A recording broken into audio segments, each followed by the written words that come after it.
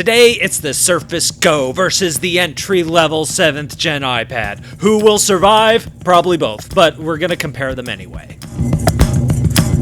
Hello, my name is Brad. I review tech for creative professionals, illustrators, designers, people pumping out truly inspiring work right now to call out systemic racism. If you're looking for some great artists of color to follow, I'm going to have some links down below in the description. And if you're a black artist who would like a little bit of a signal boost, post your socials in the comments down below so I can put a heart by it. The Surface Go 2 has been out for a few weeks now. I reviewed it back when it was released, and it's a tablet that runs full Windows, runs a lot of apps that the iPad can't run, and is competitively priced. So today, we're going to be doing the whole Smackdown thing where I get all worked up and yell about a couple things. If you can't get excited about your job, what can you get excited about? Am I right? Yeah, that's right. Let's start with the hardware. Comparing the hardware of a Windows machine to an iPad is a little tough because it's not an apples to apples comparison. It's more like comparing a toad to a frog. Wait, is there a difference between the toads and a frog? The iPad has an ARM chip in it. It's Apple's A10 chip, which originally debuted in the iPhone 7. Whereas in the Surface Go, it's rocking a Pentium Gold chip. You might think, ooh, gold. That must be fancy. It's not. It's one of the lowest end Intel chips that you can get. So both of these devices are keeping their price down with lower end hardware. The iPad has 3 GB of RAM and 32 GB of storage, whereas the Surface Go 2 has 4 GB of RAM with 64 GB of storage. It's weird just reading these out loud because it doesn't really tell the whole story. If you had a Windows tablet with only 3 GB of RAM, I'm not sure that would even run, yet the iPad runs just fine here because of how the operating system works and how different it is from Windows. It's because Windows is just doing so much more, which is why it's so hard to just look at the specs and get the full story. There are some design flourishes here that the Surface does do better. The kickstand is objectively cooler than not having a kickstand, especially for drawing. The screen is definitely better. The front-facing webcam is kind of amazing compared to most other laptops and tablets out there. And the pen, it magnetically sticks to the side of the display. So the winner for this round goes to the Surface Go. I'm really not feeling comfortable with that, but we're gonna go with it for now. So let's take a look at the software. What do these operating systems look like? Which is better, Windows or iPad OS? Okay, there's no answer to that question. This is literally the worst Smackdown ever. I'm supposed to roll in here with opinions and I get all wishy-washy and stuff. I look at a category and go, I don't know. Make a decision, man. Okay, I touched on it before. Let's dive into the differences between these. Windows, it can run so much. You want real Photoshop? Windows. You want a robust animation program? Windows. You want professional video editing? Windows. You want someone to pick you up from your falconry class?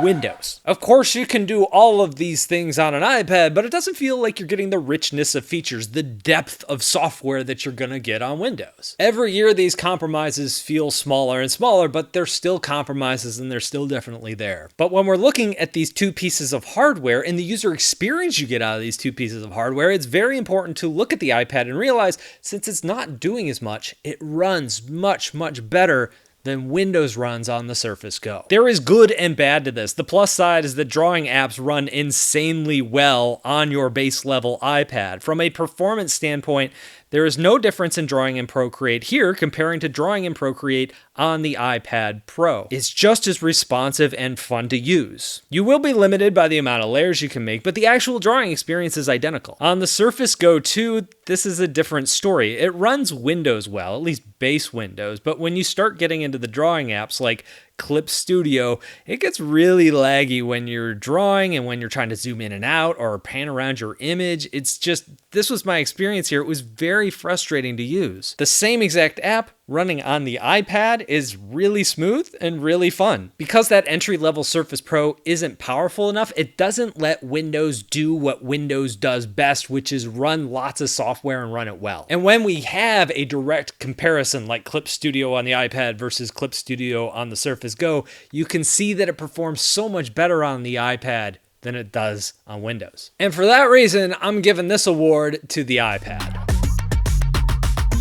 So next up, let's take a look at drawing. Here we have the Apple Pencil versus the Surface Pen. Both cost extra, $100 more for each. Although the Surface Pen does go on sale from time to time. You can usually find one for around $80. They both have pressure sensitivity. They both feel very responsive in that regard. Both have tilt. How well it works kind of depends on the app and the brushes that you're using. But this is one of the selling points of the Apple Pencil, and both are very accurate. On these devices, the Surface Pen is going to give you a lot more lag. It definitely looks worse on camera than it is in real life. Not that it's great in real life, but your eyes tend to be focused more on where you're going, not the pen and the line behind you. The Surface Pen has a rubbery tip, so it grips that glass screen pretty well. Doesn't really feel natural, but it's a heck of a lot better than drawing on smooth glass with a hard plastic tip. That, unfortunately, is what it's like to draw on the iPad. I solved this problem pretty easily by using a matte screen protector on my iPad, and if you're wondering, hey Brad, which one do you use? Well, I use Paperlike, who happens to be the sponsor of this video. This gives the Apple Pencil some drawing resistance, so it's more like drawing on paper. It even sounds like you're drawing on paper.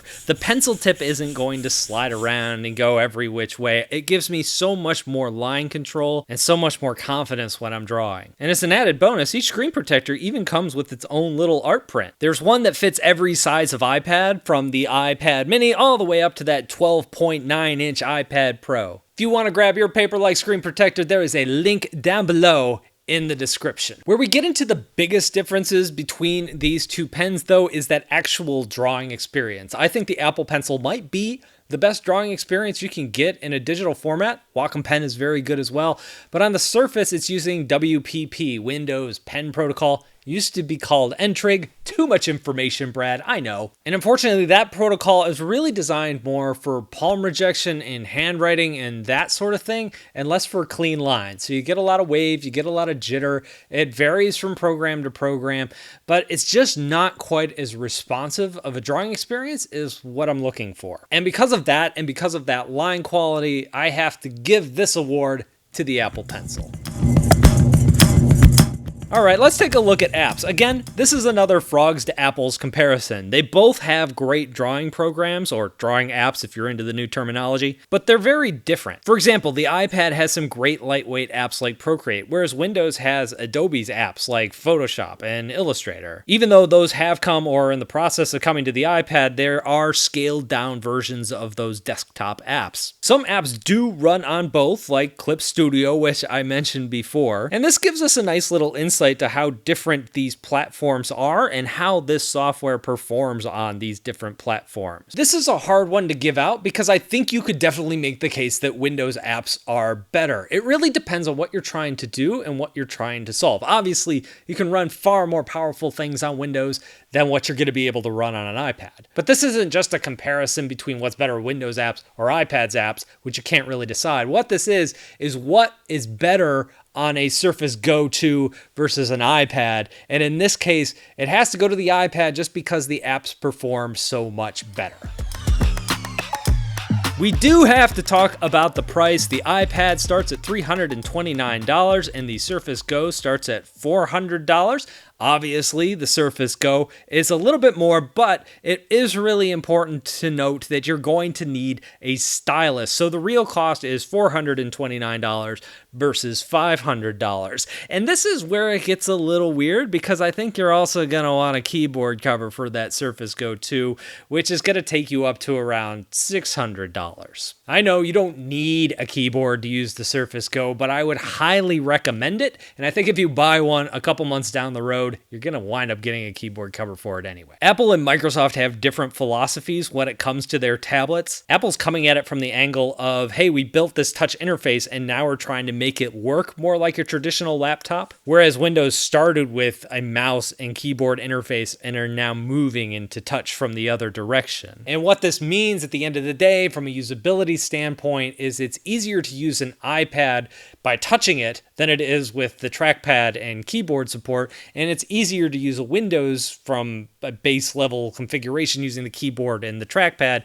than it is to use it just only with touch. The other thing worth pointing out here is that I have been comparing that entry-level $400 Surface Go to the iPad up to this point. You can pay more and get an M3 processor, which is going to perform a lot better. But I should also point out that the M3 processor isn't that great. You're going to be much better, say, at that point, just jumping up to a Surface Pro with an i5 processor, getting a little more RAM, and going that way instead. So again, in the price category, I've got to give this one to the iPad just because it performs so well right out of the box without having to upgrade it and buy, at least not have to buy too many accessories, even though the Apple Pencil is kind of pricey.